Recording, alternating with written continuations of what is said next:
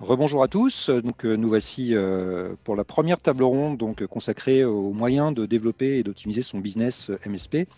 Donc, en gros, on va dire qu'il y a deux façons de le faire. Soit on développe sa base client et on s'arrange pour garder le plus longtemps ses clients. Ça, c'est un thème qu'on va plutôt aborder demain, dans la table ronde de demain matin. Et il y a aussi utiliser les bons outils, notamment s'appuyer sur tous les efforts faits par les éditeurs et les distributeurs pour aider les MSP à améliorer leur business. Et ça va être l'objet de cette table ronde. Alors, nous avons 4 intervenants avec nous, auxquels je vais demander de se présenter à tour de rôle. On va commencer par Catherine Oudot, donc de Kaspersky. Catherine. Bonjour à tous, Catherine Oudot, donc responsable des partenariats chez Kaspersky France. Merci à tous d'être présents et bravo à l'organisation OpenIP et à notre partenaire Whatsoft. Merci Catherine. Oleg, tout le monde te connaît, mais tu vas quand même te présenter encore en 2 mots. Je vois que tu es à l'extérieur là. Depuis 2001, je suis Ça souffle. un des cofondateurs et président de Whatsoft. Nous sommes distributeurs au sens de grossiste en solution logicielle pour les professionnels de l'IT. Nous avons également Francesco Di Bartolo excusez-moi, j'ai un trou de mémoire, de SolarWinds. Désolé. Donc, Francesco est italien. Il nous fait le plaisir de parler en français sur cette table ronde. On va essayer, à commencer par moi, de parler le plus lentement possible, ce qui n'est pas dans mes habitudes. Donc, je vais faire un effort pour ralentir un petit peu. Francesco, est-ce que vous pouvez vous présenter également en 2 mots? Oui, merci beaucoup Vincent et merci beaucoup à Whatsoft pour l'opportunité de présenter aujourd'hui dans la table ronde. Moi, je m'appelle Francesco Di Bartolo, je suis directeur commercial chez SolarWinds. Nous nous occupons de produits le logiciels pour le managed services comme plateforme du RMM, backup et beaucoup des autres produits. Je crois que beaucoup de clients déjà connaissent notre solution. Merci pour l'opportunité. Merci beaucoup, Francesco. Et nous avons comme quatrième invité intervenant un MSP. Donc, c'est le premier qui va parler sur cet événement. Donc, c'est super, je trouve. C'est Mathieu Penway, avec qui j'ai échangé au téléphone avant, il y a quelques jours, et c'était très instructif. Donc, il fait partie d'une structure qui s'appelle EPSSI, je le dis dans le bon ordre. Et Mathieu va nous présenter un petit peu son activité. Bonjour, Mathieu Penouette, donc EPSI. EPSI, pardon. Ouais, il n'y a pas de mal. Nous, on est prestataire de services. Historiquement, on vient plutôt du monde de la vente de matériel et des contrats d'infogérance. Et on est en train, depuis la création de l'entreprise en février, donc c'est tout récent, de s'orienter un peu plus sur le modèle MSP, notamment au niveau de la supervision et des contrats de services qu'on bascule sur ce modèle de plus en plus. D'accord. Je vais commencer par poser une première question donc à Francesco Di Bartolo de SolarWinds. Francesco, pourquoi est-ce qu'aujourd'hui c'est indispensable pour un MSP d'utiliser une plateforme d'automatisation? C'est évidemment ça semble une évidence, mais pourquoi est-ce qu'il doit le faire aujourd'hui? Oui, Qu'est-ce que ça lui apporte? Oui, donc l'automatisation est un pilier dans le modèle MSP. Ça permet à moi et à mes employés de gagner beaucoup de temps pour utiliser l'automatisation dans des process qu'on va répéter dans le jour, comme créer un nouveau utilisateur dans le client, mais aussi de faire autre chose. Donc, la raison principale est que je peux focaliser mon business aux autres produits, autres clients, et je vais faire beaucoup plus de choses avec le même numéro du temps et de personnes. Et on a déjà fait beaucoup de bootcamp en France, en français, sur la formation de le channel sur l'automatisation. D'accord. On reviendra de toute façon effectivement sur la formation. Et le point essentiel, donc, c'est gagner du temps et Oui. évidemment dégager du temps pour faire d'autres choses. Exactement. D'accord. Catherine, du côté de Kaspersky, c'est une problématique qu'on va dire comparable, même si ce n'est pas exactement la même. Vous, c'est plutôt des plateformes pour faciliter la gestion des licences en fait, que vous proposez. Et d'ailleurs, quand vous avez dans un modèle un petit peu hybride de licences, est-ce que vous pouvez nous expliquer ce que Kaspersky a mis en place pour aider les MSP sur ce sujet-là? Est-ce que ça le rapporte? Tout à fait. Bon, la première étape, ça a été il y a un peu plus de 3 ans, on va dire, de s'appuyer effectivement, notamment sur Whatsoft, qui a une belle expertise de cette approche MSP, avec une plateforme, une marketplace pertinente, qui va regrouper différentes offres, dont nos offres de cybersécurité. Nous, on travaillait dans du traditionnel, donc transactions classiques de licence, pas de mode mensualisé, pas de possibilité à l'époque de pouvoir proposer cela à nos partenaires. Et effectivement, dès 2017, on a démarré en effet avec Whatsoft cette approche mensualisée, on va dire, au travers de leur plateforme. Ce qu'on a effectivement fait évoluer depuis, puisqu'on a beaucoup de succès, et ça c'est vraiment lié à l'écosystème entreprise, on va dire français, avec énormément de TPE, PME qui ont ce besoin et qui s'adressent à nos partenaires aujourd'hui pour avoir une offre plus simple, mensualisée. On a développé donc cette année notre plateforme à nous, qui est toujours en transaction avec WhatsApp, bien évidemment, hein, on ne fait aucune vente directe, mais qui permet aux partenaires également de pouvoir atteindre du 100% Kaspersky en termes d'offres MSP au travers de la plateforme LMP, donc Licensing Management Portal. Donc, c'est un portail dédié, effectivement, pour nos partenaires MSP. Voilà un petit peu ce qu'on a développé depuis. D'accord, merci Catherine. Je fais un tout petit aparté technique pour dire que je n'ai plus d'écran du tout sur mon portable, donc je n'ai plus accès au déroulé de la table ronde, mais je me souviens que je dois demander à Mathieu, justement, Mathieu qui est un client SolarWinds et Whatsoft. Vous avez la particularité d'utiliser l'outil RMM de SolarWinds, mais la version plus haut de gamme, on va dire N centrale. Est-ce que vous pouvez nous expliquer les différences? Est-ce que ça vous apporte vis-à-vis de vos clients d'utiliser ce produit? Ah, et l'image viendrait apparaître, heureusement. Donc voilà, parfait. Quand on a démarré l'entreprise au mois de février, on est parti d'une feuille blanche, mais par contre, on est parti avec des clients. Et parmi ces clients, on a un gros pôle santé. On a plusieurs établissements de santé, des associations qui ont jusqu'à 500-600 ETP et autant de postes. À ce titre, eux, ils avaient un impératif qu'on a intégré dans notre cahier des charges qui était d'avoir des solutions on-premise. C'est-à-dire ils étaient parfaitement partants pour une solution de supervision et d'infogérance. Mais ils voulaient eux-mêmes la faire, c'est-à-dire que c'était plus une solution, on reste dans du transactionnel chez ces clients-là. Alors, c'est une partie de business dont on a choisi de ne pas se passer, puisqu'effectivement, c'est quand même un business. Donc, on n'est pas sur un modèle 100% MSP chez ces clients-là. Par contre, on a voulu mutualiser notre approche, MSP, puisque finalement, ils ont le même besoin, eux, en interne. Le même besoin, c'est la supervision, l'automatisation, l'infogérance de leurs différents établissements et de leurs différents services. À ce titre, la solution N centrale a l'avantage non négligeable d'être proposable sur site. C'est-à-dire qu'aujourd'hui, ils ont leur solution de supervision en local, un peu comme on le faisait avant avec des produits free, mais beaucoup moins performants, beaucoup moins automatisés et beaucoup moins faciles à déployer. Et nous, le deuxième intérêt derrière, c'est qu'on a les mêmes outils chez nos clients et chez nos clients qu'on gère sur un modèle MSP et chez nos clients qu'on gère dans un modèle traditionnel. Donc, pour s'y retrouver, on gagne énormément en temps. C'est-à-dire que là, vous avez finalement vous avez adapté la souplesse d'un modèle qui est plutôt prévu pour des grandes entreprises, des ETI, voire des grands comptes. Vous arrivez à l'adapter même à des entreprises de plus petite taille, pour des besoins de sécurité, en fait, Tout à fait. Des localisations des données principalement. Tout à fait, exactement. C'était vraiment cette notion-là qui les importait. Parce qu'aujourd'hui, on n'a pas de solution de supervision ou de RMM qui est le tampon HDS, hébergeur de données de santé. Alors, à partir du moment où vous avez accès ne serait-ce qu'au backup ou au fichier d'un client, et où dans les fichiers de ce client, il peut y avoir des noms de patients, légalement, il vous faut un tampon HDS sur la fonctionnalité. D'accord. Oleg, chez Whatsoft, donc en tant que distributeur et on va dire agrégateur, quel est le rôle de Whatsoft aujourd'hui dans la gestion de tous ces outils proposés, de plateformes proposées par les éditeurs que distribue Whatsoft? Est-ce qu'il y a une notion aussi justement de mise en commun de tous ces outils? Évidemment.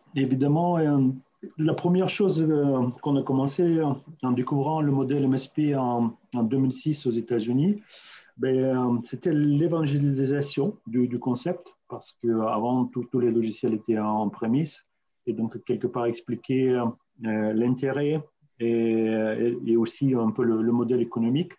C'était un chemin de croix qu'on a commencé il y a plus de 14 ans. Après, on a appris beaucoup de choses avec les fournisseurs, avec les partenaires avec qui on travaille toujours aujourd'hui. Et puis, la veille des marchés internationaux, un peu le benchmark avec ce qui se faisait dans d'autres pays, nous a permis de sélectionner des outils mieux correspondants aux besoins de MSP français ou francophones. Et c'est une tâche qui nous occupe en permanence encore aujourd'hui. Alors, après, notre job, c'est de faire la meilleure représentation de marques partenaires sur nos territoires. et qui passe par une collaboration étroite avec nos fournisseurs éditeurs à plusieurs niveaux. Ça va être de savoir qu'est-ce qui se passe dans le laboratoire, d'être de bêta-testeurs, être au courant de roadmap et bien sûr assurer l'opérationnel au quotidien, commençant de marketing et jusqu'à la facturation.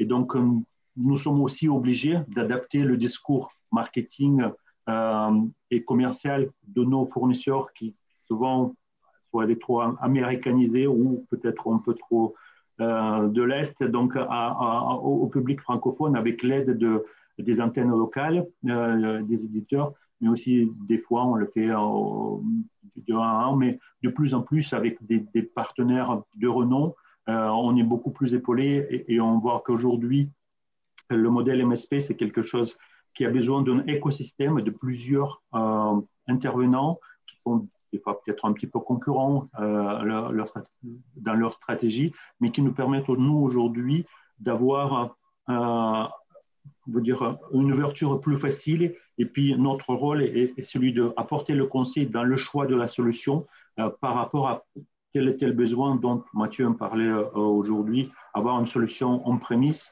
en RMM, c'est pas toujours évident d'en trouver sur le marché.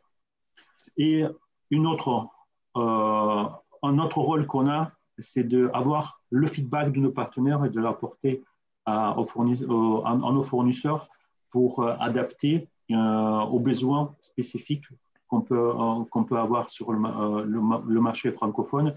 Et ça, c'est un travail permanent et on est vraiment très content de comment ça se passe avec nos partenaires historiques. Donc ça marche dans les deux sens, en tout cas, c'est ce que tu voulais dire, Oleg. Très bien. C'est aussi des outils qui nécessitent évidemment pas mal de formation, parce qu'il faut pouvoir les maîtriser pour bien les exploiter. Là, je vais demander ça aussi à Francesco, parce que SolarWinds met beaucoup de ressources justement sur la formation des MSP. Est-ce que vous pouvez nous parler un petit peu de cet aspect du travail de SolarWinds avec ses partenaires? Oui, la première chose qu'on va faire est nous travaillons avec notre distributeur, comme ils sont notre équipe commerciale extérieure. Ça permet nous de fournir la même formation comme on va fournir chez notre employé. Et après, le distributeur pour donner la formation aux ses partenaires, ses clients. Et en plus, on va mettre à disposition 2 plateformes online qui s'appellent le Success Center et le Institute. Ce sont 2 plateformes complètement gratuitement pour les clients. Ils doivent signer seulement le contrat avec SolarWinds, devenir de client et après, ils peuvent accéder à ces plateformes.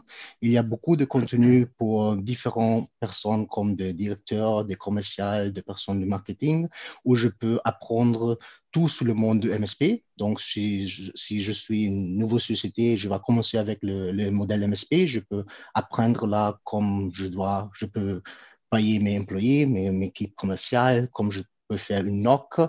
Et avec WhatSoft aussi, on a rendu disponible beaucoup de contenu de cette plateforme en français. D'accord, c'est la question que j'allais poser à Oleg. Justement, vous avez beaucoup travaillé sur cette localisation, cette francisation des contenus proposés par SolarWinds. C'est des choses que vous faites régulièrement de toute façon avec vos éditeurs, Oleg? Oui, ça fait partie de la valeur ajoutée d'un VAD. Pour nos partenaires qui sont souvent de culture et technique, il est vraiment important de se former, être toujours à jour sur les nouveaux outils qui évoluent énormément, parce qu'on est dans des domaines qui changent rapidement, surtout tout ce qui est lié à la sécurité informatique et puis la maîtrise des nouveaux outils. Il est donc naturel que nous proposions de cursus qui sont pour nos partenaires, qui sont des fois aussi certifiants. Par exemple, on est 103 ATC pour Kaspersky. Donc, mais on s'est rendu aussi compte, et ça c'est grâce à SolarWinds, qu'il y a un côté commercial qui est important pour appréhender le modèle MSP. Et donc, on a développé beaucoup d'informations, notamment on parle de MSP Institute, qui permet de comprendre un peu mieux le fonctionnement du modèle.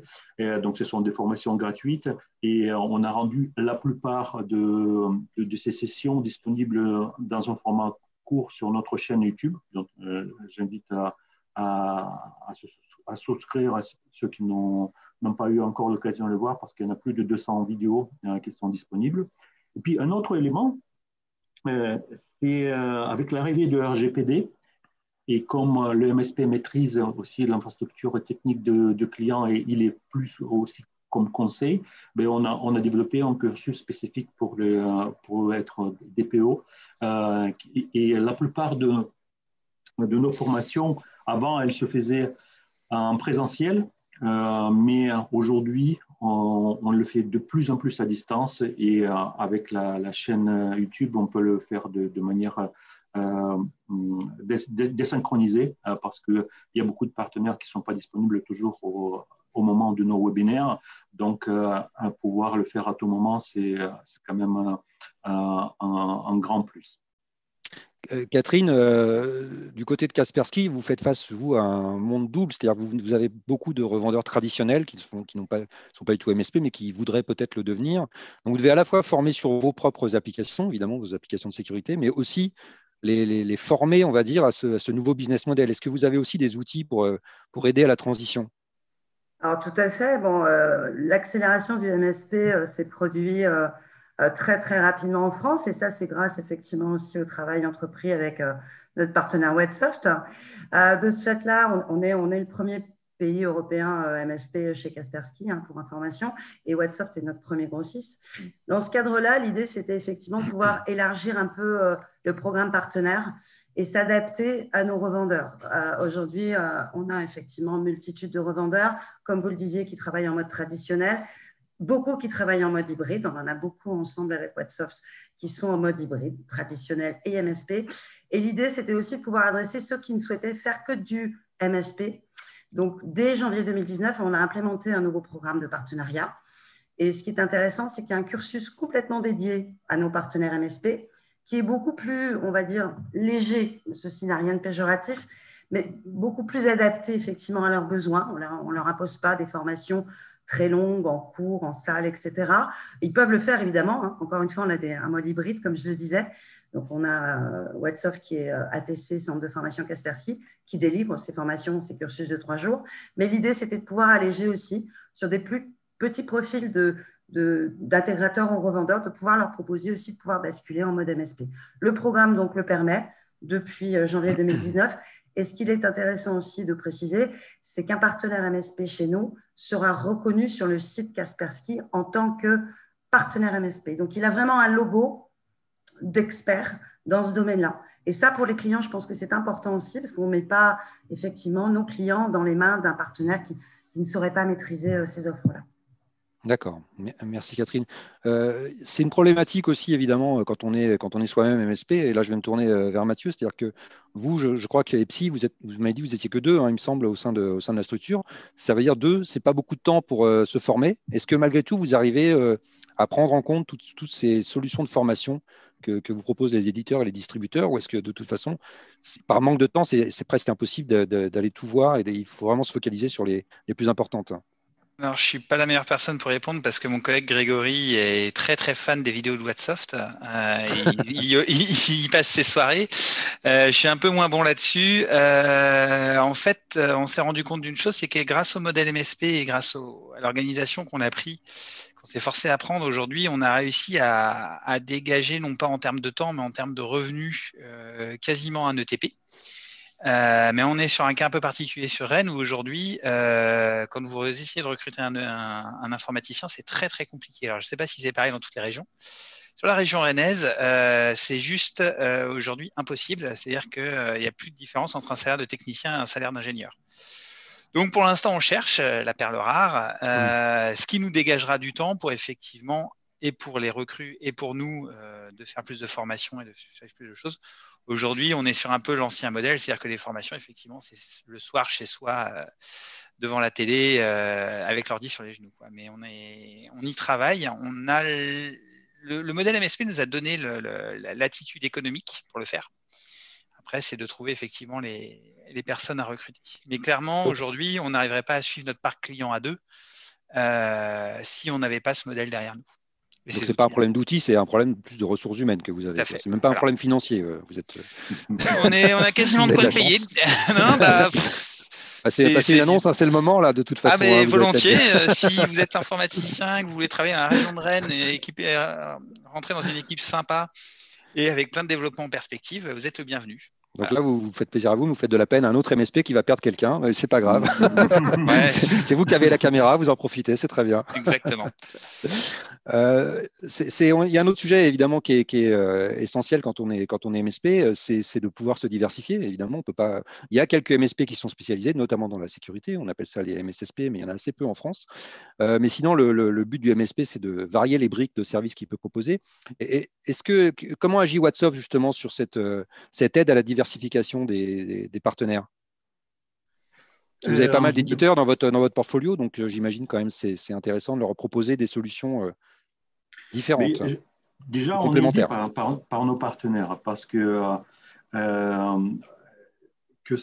nos partenaires historiques, ils ont aussi cette problématique de grandir et donc souvent ils intègrent des nouvelles technologies. Donc, et aujourd'hui, surtout au niveau de la sécurité, c'est pas ce qui manque, les nouveautés. Tout le monde entend parler de EDR. Donc, il y en a des éditeurs qui font des acquisitions de nouvelles technologies, ils les intègrent. Donc, nous, entre guillemets, tout naturellement, sans rien faire, avec la même marque, ça nous permet de faire de cross-sell.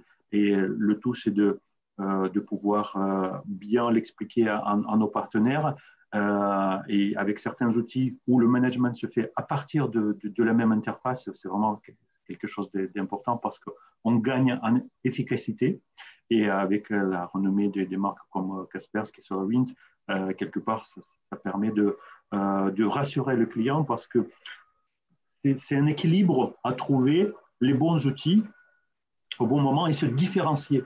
Parce que aussi, on se rend compte qu'on n'arrive pas sur un terrain vierge, c'est qu'on a d'autres opérateurs qui existent sur le marché du MSP. Donc, c'est ce qui nous permet à nous de nous positionner en tant que conseiller. Et aussi, on essaie de trouver des outils qui soient ouverts à des connexions entre les différentes solutions. C'est par exemple, là, parce qu'il y a SolarWinds et Kaspersky, je sais qu'il y a eu des discussions et des travaux qui ont été faits entre SolarWinds et Kaspersky pour mieux intégrer la remontée des alertes Kaspersky vers SolarWinds et pour que ça soit supporté presque naturellement, ce qui facilite le processus de déploiement et de la gestion de la sécurité chez nos clients. Donc, cependant, nous aussi, on regarde ce qui se passe sur le marché, on essaie de trouver des solutions qui aient du sens, qui aient une complémentarité à notre portefeuille existant, parce que pour nous, la notion de partenariat elle est vraiment importante et s'inscrit dans le temps. C'est ce qu'on souhaite aussi faire avec nos partenaires. Et donc, aujourd'hui, il y a quelques chevauchements dans le portefeuille qui existe, mais on est capable de bien argumenter sur tel et tel cas particulier, qu'est-ce qu'on doit conseiller, en essayant d'avoir quand même un catalogue de plus en plus possible complet. Donc, on intègre 1 à 2 solutions par an. On a quelques candidats, mais on est beaucoup plus sélectif parce qu'on ne peut pas être un bon spécialiste d'un spectre trop large. Donc, on essaie vraiment de trouver quelque chose qui, dans la philosophie, dans la technicité, dans la cohabitation, avec les solutions existantes, nous permet de développer un business et ça marche plutôt pas mal, même par ces temps perturbés. Mathieu, vous-même, est-ce que vous êtes assez proactif sur cette diversification des briques de services que vous pouvez proposer? Est-ce que vous allez regarder des éditeurs complémentaires à vos offres? Est-ce que vous allez sur des domaines, on a parlé tout à l'heure un petit peu dans les conférences des télécoms, qui sont en train d'intégrer aussi le monde du MSP. Est-ce que c'est des choses qui vous intéressent, que vous regardez au sein d'EPSI? Alors, on a de plus en plus de demandes en ce sens et aujourd'hui, on a établi un partenariat avec une petite entreprise du secteur qui s'occupe de la partie téléphonie, puisqu'aujourd'hui, c'est un secteur qui est quand même très critique, tellement critique qu'aujourd'hui, on n'a pas de ressources en interne et on n'a pas volonté. On préfère passer des partenariats. Ouais, pas tout de suite, parce qu'on a un partenaire qui est fiable et c'est vrai qu'un partenaire fiable, c'est toujours plus intéressant. Enfin, c'est aussi intéressant parce que c'est aussi un apporteur d'affaires, du coup. C'est des apports d'affaires mutualisés. En parallèle, on s'appuie beaucoup effectivement sur des boîtes comme sur WhatsOft, puisque l'avantage c'est que dès qu'ils ont une nouveauté, en général, on a un petit coup de fil. C'est vrai que leurs commerciaux sont assez actifs là-dessus et c'est plutôt une bonne chose. parce qu'en plus, ils nous demandent toujours si on a le temps de les écouter, ce qui n'est pas le cas de toutes les entreprises. Donc, non, là-dessus, avec Whatsoft, on est bien tenu au courant des nouveautés, que ce soit par les mailings ou par les appels, où on a encore régulièrement les commerciaux, puisque la boîte étant jeune, on a encore toujours des choses à définir, des besoins un peu spécifiques. Et je voudrais remercier Whatsoft qui est extrêmement proactif sur tous les aspects. Des fois, ils poussent un peu à la vente, mais c'est normal, c'est leur métier. Mais dans l'ensemble, non, ils sont carrés. On est vraiment sur un mode partenariat. Et ça nous fait une bonne partie de notre veille technologique sur tout ce qui est service MSP et service manager. D'accord. Francesco, chez SolarWinds, avec évidemment une solution de RMM, vous êtes un petit peu la plaque tournante, on va dire, de l'offre du MSP, c'est-à-dire le point central, le hub, on va dire. Donc vous êtes forcément lié d'une manière ou d'une autre à d'autres logiciels, d'autres applications qui ne sont pas forcément issues de SolarWinds. Est-ce que vous travaillez de manière assez proche avec d'autres éditeurs, justement, sur cette approche plus mutualisée de l'offre? Oui, donc normalement, on commence au début avec une de les deux plateformes, ça peut être RMM ou N-Central. Et après, on va ajouter le prochain brique, ça peut être la sécurité, le monitoring, du backup. Ça dépend aussi de la conversation qu'on fait ensemble avec le MSP, le distributeur. Et parce que aussi, nous savons que pas tous les MSP veulent mettre tous les œufs dans le même panier. Donc, on est aussi, on offre aussi beaucoup de solutions dans notre écosystème, mais aussi, on est aussi ouvert vers d'autres éditeurs. Par exemple, on a une forte intégration avec Kaspersky dans notre plateforme du RMM et N-Central, qui c'était à apporter bons résultats dans le marché français aussi. D'accord. Donc on ne peut pas aujourd'hui demander à un éditeur en fait, de fermer un petit peu ses portes à un MSP. Il est obligé de s'ouvrir de toute façon un petit peu vers d'autres. Oui, Sinon, ça ne peut pas fonctionner. exactement. D'accord. Bah justement, Catherine, j'imagine, bon, Francesco en a un petit peu parlé, mais vous avez également des connexions vous-même avec d'autres éditeurs sur des domaines connexes à la sécurité pour les MSP? Alors, sur la partie MSP, je dirais en dehors effectivement des plateformes RMM, notamment SolarWinds, il n'y a pas de connexion avec d'autres éditeurs. Kaspersky développe, expert en cybersécurité, développe ses propres solutions. Et d'ailleurs, vous n'entendez pas parler d'acquisition externe de Kaspersky. Donc, nous, enfin, c'est comme ça, c'est le modus operandi de la société. On aime développer ce qu'on propose à nos clients et partenaires. Donc, on est expert en cybersécurité et on essaie d'élargir un scope d'offres autour de la sécurité. Donc, récemment, on va dire l'année dernière, c'était la solution d'e-learning, plateforme d'e-learning, qui est proposée effectivement en MSP, solution de sensibilisation. Donc, ça, c'est du fait maison et c'est une plateforme très intéressante, je pense, sur l'approche MSP. Ça permet justement aux partenaires, au-delà de proposer sa couche de sécurité, de pouvoir adjoindre un aspect formation. Donc, ça a une vraie utilité. Et ce qu'il faut savoir, c'est que tout ce qu'on fait aujourd'hui, on va dire sur notre cœur de métier, donc qui va être lié à la protection des postes de travail, potentiellement les solutions cloud, les solutions hybrides cloud, tout ça, en fait, se déroule en mode MSP aujourd'hui. Les dernières nouveautés cette année, on vient d'intégrer notre solution Embedded, qui est une solution de protection vraiment dédiée pour tout ce qui est ATM, machines de cash, on va dire, à la Française des Jeux, enfin dans les bureaux de tabac, par exemple. Toutes ces machines qui ont besoin d'un environnement un peu particulier de protection, ça, on est capable aujourd'hui de protéger ces machines-là en mode MSP, par exemple. Et ça, c'est tout récent. On a également le stockage, la sécurisation du stockage, c'est nouveau également.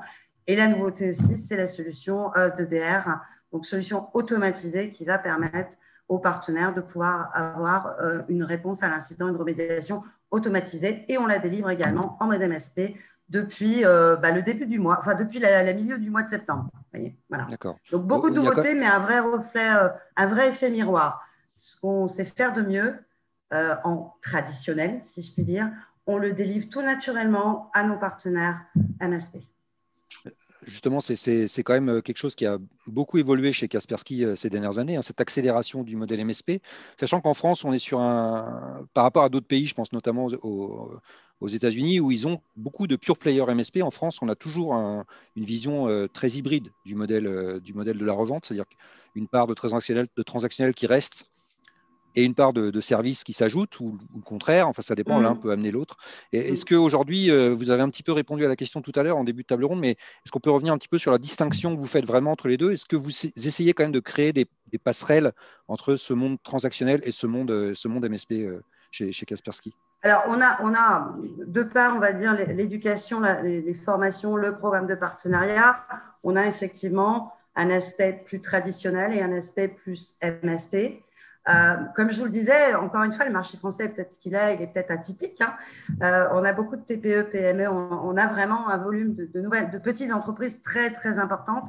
C'est peut-être aussi pour ça qu'on a cette modalité hybride, puisqu'on a des partenaires qui vont adresser des plus grands comptes, de fait, mais qui aujourd'hui, très clairement, étaient en mode traditionnel et sont en train de prendre un virage MSP, notamment pour adresser les besoins des PME et TPE.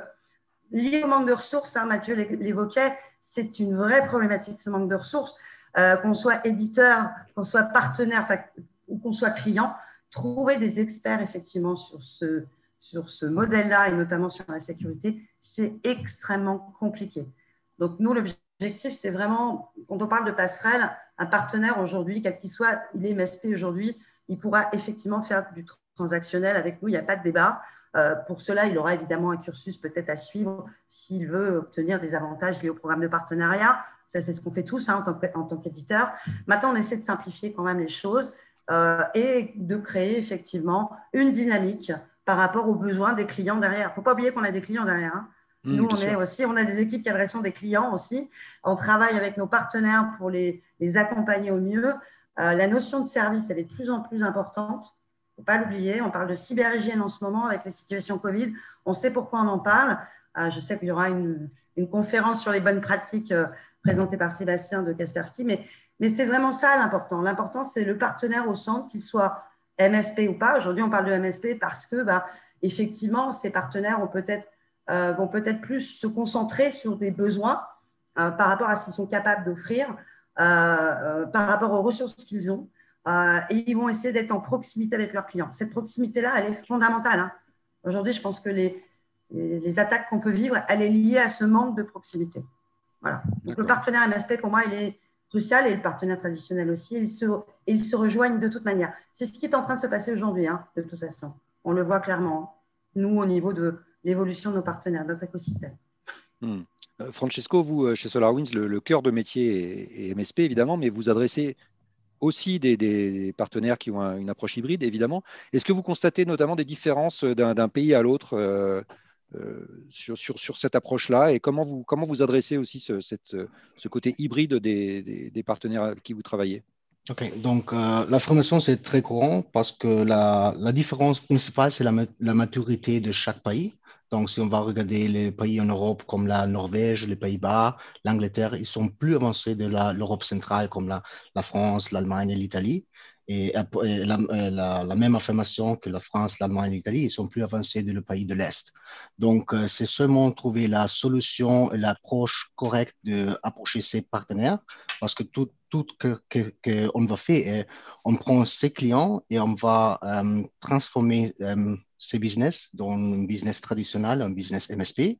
On peut dire que tous les MSP, ils sont des resellers, mais pas tous les resellers sont des MSP. Donc, le reseller, normalement, il va vendre des projets, il va faire du business traditionnel et il y a besoin du temps et investir dans cette entreprise pour créer une business du MSP. Ça, on a besoin de 2 à 3 ans après que le MSP peut voir qu'il va break-even où son business MSP va faire plus chiffre de son business traditionnel.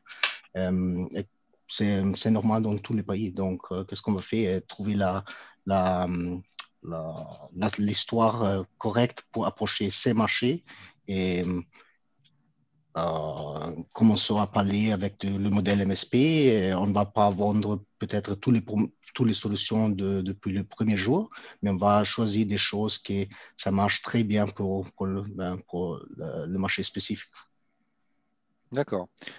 Mathieu, de votre côté, vous l'avez dit tout à l'heure, vous avez toujours une part de vente traditionnelle, on va dire.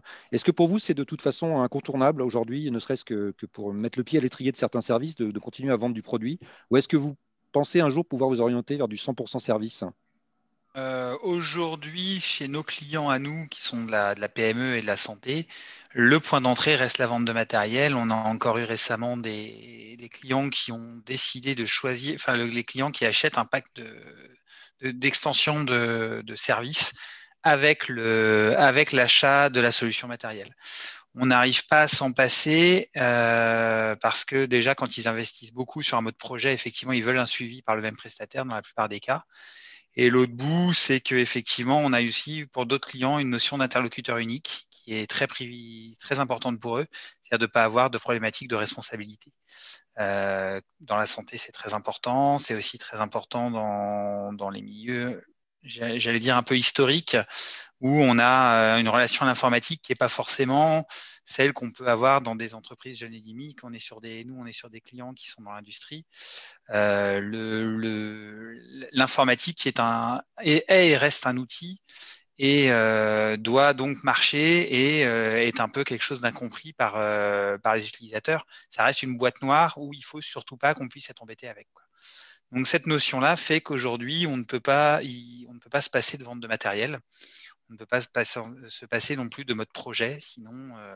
Mais le client, de ce côté, préfère avoir un seul interlocuteur de toute façon. Le client veut un seul interlocuteur et on sait très bien qu'à un moment ou à un autre, ce que je vous disais l'autre jour, si on fait rentrer un vendeur de matériel sur certains clients, on fait entre guillemets rentrer le loup dans la bergerie. C'est-à-dire qu'on sait très bien que les gens qui vont vendre le matériel vont proposer les contrats de service et c'est tout à fait normal. Et derrière, nous, on a un fort risque de mise en concurrence qui n'est pas forcément souhaitable, puisqu'à un moment, le vendeur de matériel maîtrise mieux son matériel que nous. Donc, on a cependant on a peut-être quelques clients, peut-être un peu plus high-tech, qui pourront basculer sur un mode 100% MSP un jour, mais à moyen terme, clairement, la vente de matériel représente aujourd'hui, on est sur du 50-50 à peu près en termes de chiffre d'affaires. D'accord. Oleg, du côté distributeur, il y a évidemment, quand on est plutôt spécialisé dans le contractuel, une gestion différente de la trésorerie, des encours vis-à-vis des MSP. Est-ce qu'il y a une stratégie spécifique de Whatsoft sur le côté financier pour adresser aussi un modèle hybride ou MSP sur les partenaires de Whatsoft?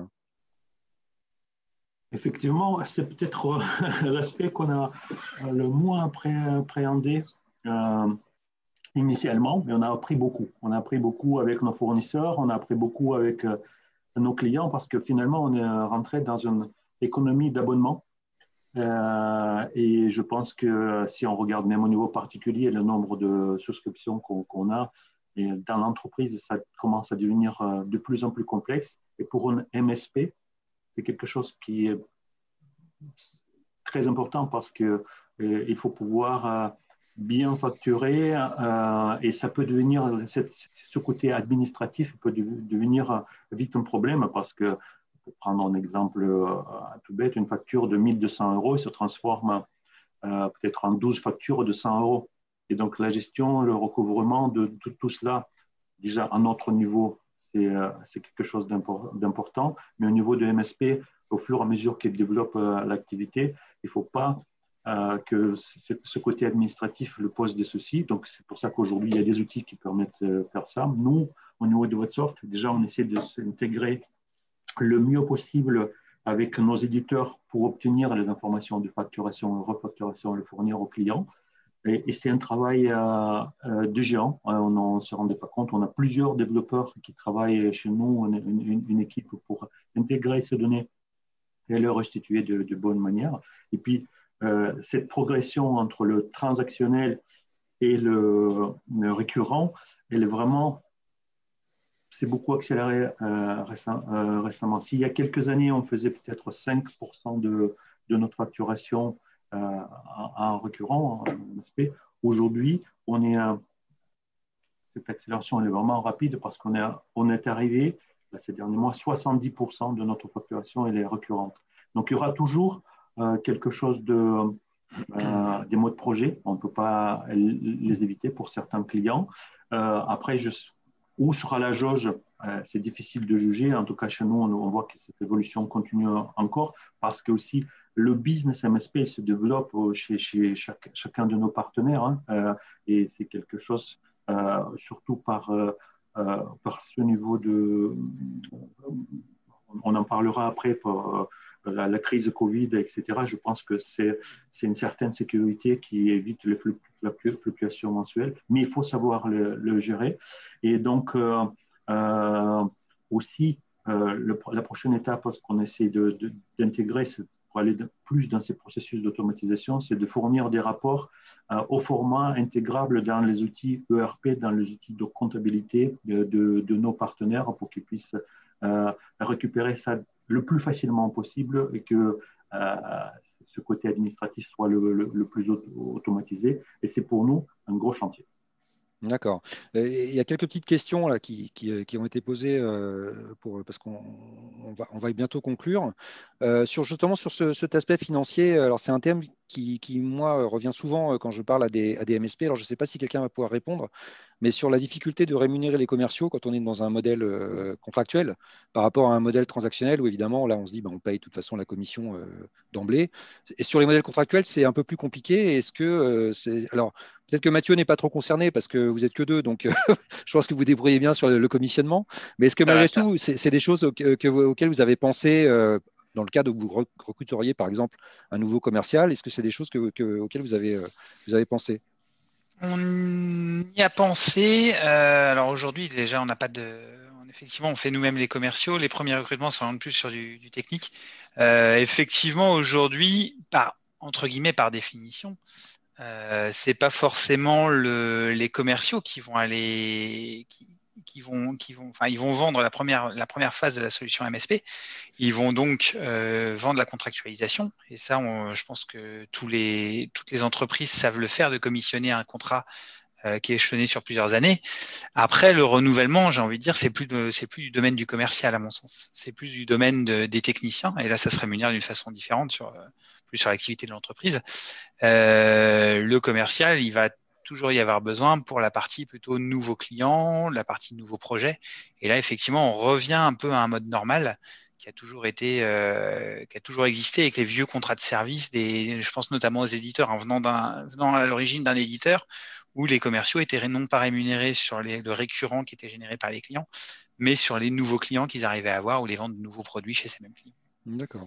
Il y a un autre point qu'on aborde là dans le chat, c'est Mathieu l'a évoqué aussi tout à l'heure, c'est le fait de travailler à plusieurs MSP sur un même projet parce qu'on a des compétences différentes. Donc Mathieu, vous l'avez évoqué sur la partie télécom, notamment avec votre partenaire. Mais est-ce qu'au niveau éditeur, au niveau distributeur également, vous avez parfois ce qu'on appelle aujourd'hui le partner to partner, c'est-à-dire mettre des compétences communes de partenaires différents parce qu'ils sont spécialisés, verticaux, sur des métiers ou sur des outils. Est-ce que ça vous arrive justement de faire cette espèce d'agrégation de partenaires sur des projets? Donc, je vais poser peut-être la question d'abord à Oleg. Je ne sais pas si tu veux répondre là-dessus.